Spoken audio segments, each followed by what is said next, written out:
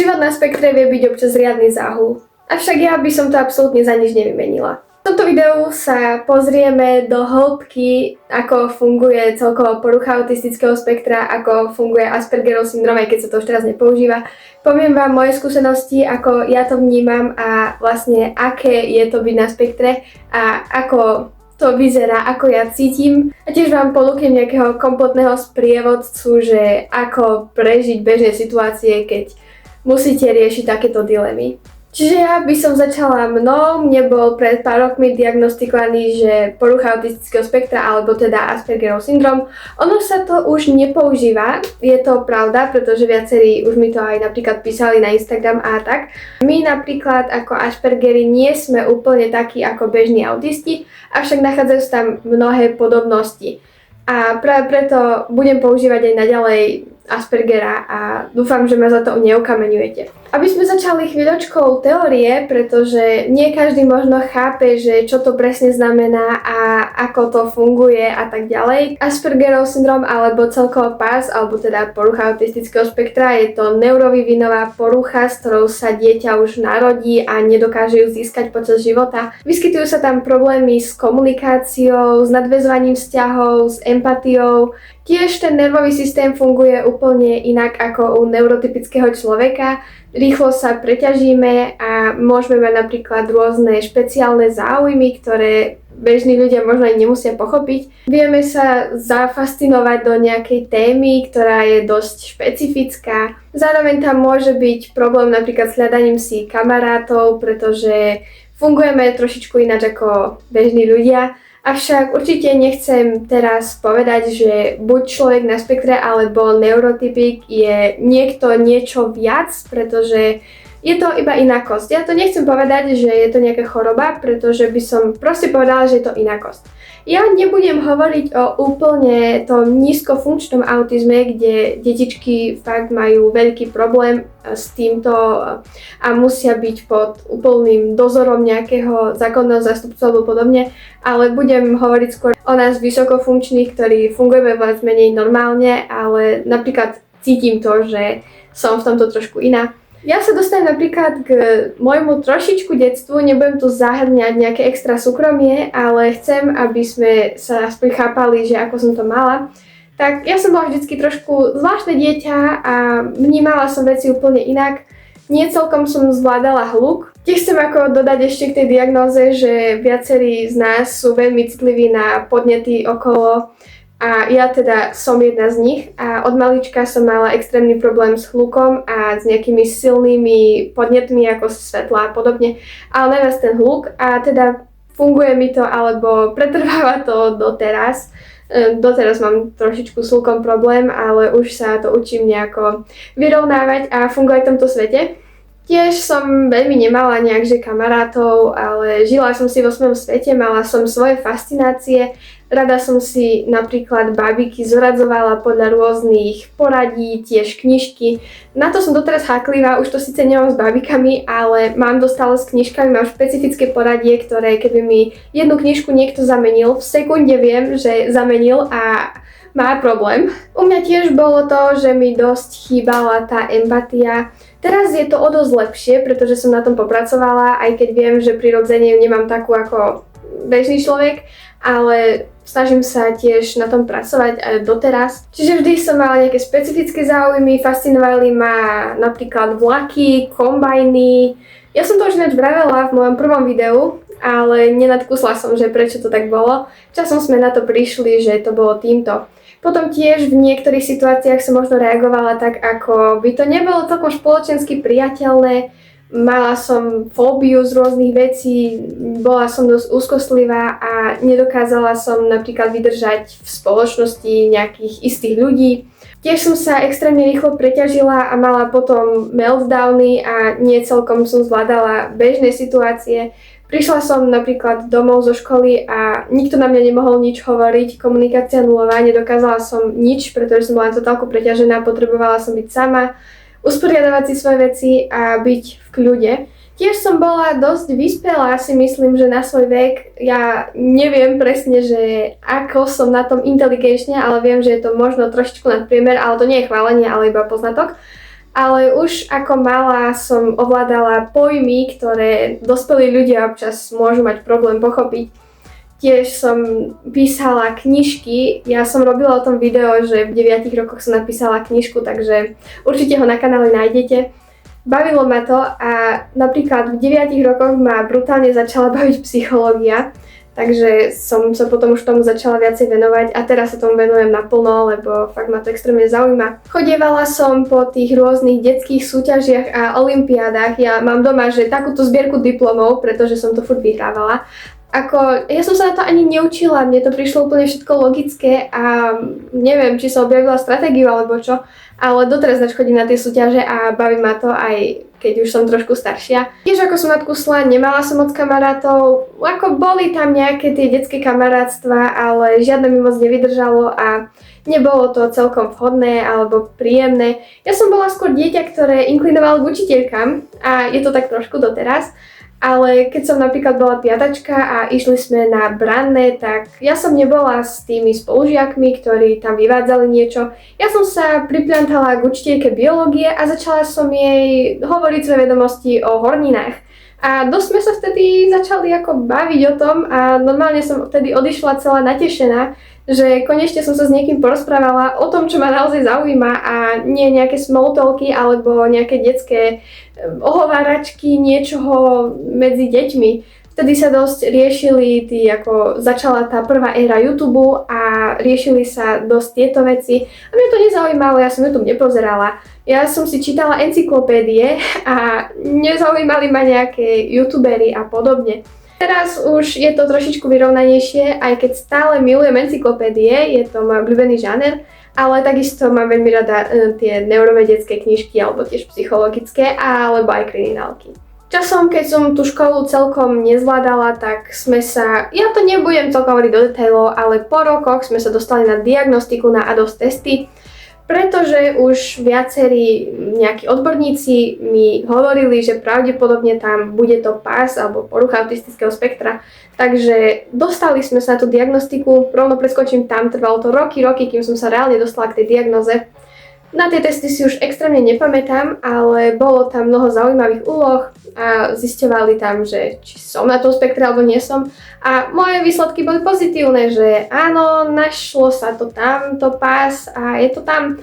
Za čo som práve že rada, pretože mi dosť odľahlo. Ako v tej chvíli možno sa mi trochu zrutil svet, že čo som za mimozemšťana, ale v tejto chvíli to beriem fakt, že je to niečo super a dokážem z toho aj profitovať, aj keď doteraz mám problém s mnohými vecami. Ako ja napríklad som ani nemala nejaké úľavy v škole kvôli tomu, pretože som nepotrebovala, ale ešte do budúcnosti neviem celkom povedať, ako to budem zvládať, ako to bude. Ale viem, že sú tam takéto veci a ľudia môžu mať z toho nejaký profit. Ako ja som napríklad mala kvôli nejakým vyšetreniam, ktoré som musela absolvovať, mala som tam nejaké úľavy a toto mi extrémne pomohlo to vyšetrenie zvládnuť. Aby som sa dostala k súčasnej verzii mňa, čo ma práve fascinuje, ako to u mňa funguje, tak sa k tomu dostanem. A momentálne ma extrémne baví psychológia, asi najviac forenzná, experimentálna a klinická. To sú také 3 odbory, ktoré ma najviac zaujímajú. V budúcnosti by som chcela vyštudovať psychológiu a ísť tým smerom, aj keď ešte presne neviem, že akú robotu by som chcela vykonávať, ale pravdepodobne niekde na klinike, pretože ma extrémne baví sa rozprávať takto s ľuďmi a naplňa ma neskutočnou radosťou, ak sa mi niekto zdôverí s niečím a teda ja som v tomto taká, že musí byť všetko presne podľa pravidiel a teda keď mi niekto sa s niečím súkromným zdôverí, môže vedieť, že ja to nikdy nikomu nepoviem. A môže niekto aj ma s nožom naháňať a ja poviem, že chod do keľu, ja ti nič nepoviem. A to vedia, ako tí ľudia, ktorí ma fakt poznajú, vedia povedať, že je to pravda. Stále mám napríklad posadnutosti rutinami alebo nejakými mojimi rituálikami. Nemyslíte si, že som nejaký šaman, ale napríklad som mala rituál, že 10 glogov vody pred spaním. Teraz sa mi to trošku porušilo, ale tiež sa k tomu chcem vrátiť, pretože mi to extrémne dlho vydržalo. Rada si veci nejako usporiadavam podľa môjho poradia a keď mi to niekto naruší, tak ma to dosť nahnevá. Napríklad to mám s knižkami, tam je to asi najintenzívnejšie. Stále komunikácia trošilinku u mňa viazne, ale už som sa o dosť zlepšila, takisto aj s empatiou. Ja stále s rovesníkmi asi nemám úplne najlepšie vzťahy na svete. Ako rešpektujeme sa, ale skôr napríklad si viem porozumieť s dospelými ľuďmi, baviť sa s nimi o nejakých odbornejších témach a používať trošku odbornejšie výrazy, ktorým moji rovesníci napríklad nemusia rozumieť, čo ja absolútne neodsudzujem, lebo moji rovesníci majú svoje záujmy, ja mám svoje a vôbec nič na tom nie je zlé. Ako malá som sa dosť snažila zapadnúť a robila som sa, že mám úplne rovnaké záujmy ako deti môjho veku, pričom som absolútne nemalá a akurát to bolo hranie sa na niečo, čo nie som a teraz sa snažím byť sama sebou a vravím si, že proste ľudia, ktorí sú ako pre mňa tí správni, tak u mne prídu sami a nejak sa, teda zle som sa vyjadrila skôr, že nejak sa nájdeme medzi sebou sami, že netreba to nejak síliť a prispôsobovať sa človeku, aby sme boli takí ako oni, ale skôr počkať, kým sa ten vzťah nejak utúži a nájdeme si nejakú tú našu spriaznenú dušu a ja stále v to verím, že ešte ma takíto ľudia čakajú v živote. Stále je u mňa taká senzorická precitlivosť na hluk. Ja dosť fičím na protihlukových sluchatkách, napríklad v autobuse, verejnej doprave alebo keď niekde idem, tak mi to extrémne pomáha. Snažím sa stále si tie veci uľahčovať, ak sa dá, aby som lepšie dokázala zvládať a skôr potom z toho profitovať z tých výhod, pretože stále to beriem ako výhodu, aj keď občas môžem pôsobiť ako totálny blázonko, ktorý je zanietený do nejakej vedy a nezaujímajú ho ostatní a občas podivín, ktorý je totálny outsider, ale stále si myslím, že je tam plno výhod, napríklad, že dokážem sa rýchlo naučiť nejakú vec. Mňa keď niečo fakt pohltí, ja sa to naučím v sekunde a napríklad pred asi mesiacom sme boli na turistike s rodinou a išli sme okolo takej bane a tam sú rôzne horniny a už roky napríklad nejak ma to neťahalo alebo nezaujímalo, ale v tej chvíli ma to tak pohltilo, začalo zaujímať, že ja som prišla domov, hodiny som si študovala horniny v mojom kraji a keď sme išli na tú turistiku potom o pár dní niekde trošku na podobné miesto, tak som každú horninu vedela, že a toto je toto, toto je toto a toto je toto a úplne to bolo iné ako pred tými pár dňami a môžete mi kľudne neveriť, ono je to zvláštne, ale je to akože pravda. Napríklad znaková reč ma začala extrémne baviť. Ja som sa naučila vyznakovať celú abecedu. Niektoré písmená mi robia trošičku problém, napríklad dlhé I, to ešte celkom neviem urobiť, ale tú abecedu som sa naučila extrémne rýchlo a tiež mi pomáha sa to naučiť napríklad rôzne veci v škole, keď máme nejaké latinské názvy na biológii a podobne, tak si to aj vyznakujem, aby som nepoužila len jeden zmysel alebo len tú hlavu na spamätanie, ale aj nejaký ten vnem cez ruky. A teda si to zapamätám skôr, ako môžem potom pôsobiť veľmi zaujímaво v škole, keď začnem tam máchať s rukami napríklad pri tabuli, ale hlavne, že to viem a viac sa nestarám. Napríklad tá uzavretosť, alebo ako to nazvať, tak tiež to má napríklad svoje výhody, pretože neriešim jak extrémne, že čo si o mne ľudia myslia, ako riešim nejakí moji veľmi blízki ľudia. Tiež mi tak trošku pomáha tá vec, že sa všetko viem rýchlo naučiť, alebo napríklad rýchlo sa zanietiť do niečoho tým, že teraz som vytvorila projekt, ktorý celkom začína pomáhať ľuďom. Ja mám ešte veľké ambície do budúcnosti, ktoré ja však neprezrádzam, pretože nie je dobré všetko na zlatom tanieri človeku povedať, lebo nájde sa veľa neprajníkov, ktorí budú človeka iba podpichovať a nejak mu zničia tie plány. Avšak viem, že ešte táto vec, že to, že som bola diagnostikovaná a toto celkovo, tento YouTube kanál vie ešte aj na tom Instagrame pomôcť veľa ľuďom, ktorí napríklad sa cítia kvôli tomu zle, že boli diagnostikovaní spás a teraz sa im zrútil svet a nevedia čo ďalej, že čo sú za podivinou a neviem čo. A myslím si, že ešte viem veľa hodnoty napríklad predať a to teraz nehovorím, že som nejaká namyslená, lebo necítim sa tak. Avšak určite ešte chcem čo najviac predávať hodnoty, pomáhať tým ľuďom, ktorí sa cítia vynechaní. Je to taký môj dosť cieľ, aby sa každý človek na spektre cítil prijatý a rád, že má tú poruchu, alebo teraz to vyznelo úplne mimo, alebo nejako, že je to nejaká choroba, ale proste, že je trošku iný, no, tak si povieme. A také tie moje rady, ktoré som spomenula na začiatku videa, tak pre tých, ktorí sú napríklad na spektre a majú problém s hlukom, tak odporúčam protihlukové sluchatka Ono sú aj nejaké lacnejšie, drahšie alternatívy, myslím si, že na tom nejak nezáleží, ale občas už len to placebo, iba to, že máme tam nejakú tú bariéru, tak pôsobí lepšie. Ja teda už, keď náhodou ich zabudnem, tak v autobuse to zvládam trošku horšie, ale veľmi mi to pomáha. Potom takisto nejaké antistresové loptičky, pretože my často, keď sa preťažíme, máme potrebu nejakého steamingu. A teda, aby som vysvetlila, čo to je, pre tých, ktorí nevedia, tak sú to nejaké opakované pohyby alebo nejaké narábanie so sebou za účelom nejakej stimulácie. Alebo keď sa napríklad preťažíme tak, že sa naša nervová sústava nejak filtruje týmto. Napríklad ja to nejak extra neovládam a stane sa mi, že počas nejakej hodiny alebo že som s niekým a začnem sa nejak kývať alebo tak a vie to občas vyústiť do celkom úsmevných situácií. Ale nevadí, nejak by som to nedramatizovala, ako som sama sebou a keď sa to niekomu nepáči, tak nech sa otočí a čumí inde. Ale ja mám celkom doma zbierku antistresových hračiek, ako je mi jedno, že mám 17, to do toho absolútne nezasahuje a môže to pôsobiť detsky, ale mi to jedno. Ale pomáha to napríklad tiež ako sa stimulovať a potom napríklad sa menej kývem alebo tak. A poviem vám takú vec, že keď občas som viac sama sebou, tak možno odo mňa ľudia trošičku bočia, pretože si myslia, že som šibnutá. Avšak má to svoju výhodu, že aspoň mám od ľudí pokoj. Tak môže to pôsobiť sebecky, ale občas takto zmýšľam. Tiež moja najväčšia rada je proste byť sami sebou, pretože ľudia budú vždycky súdiť.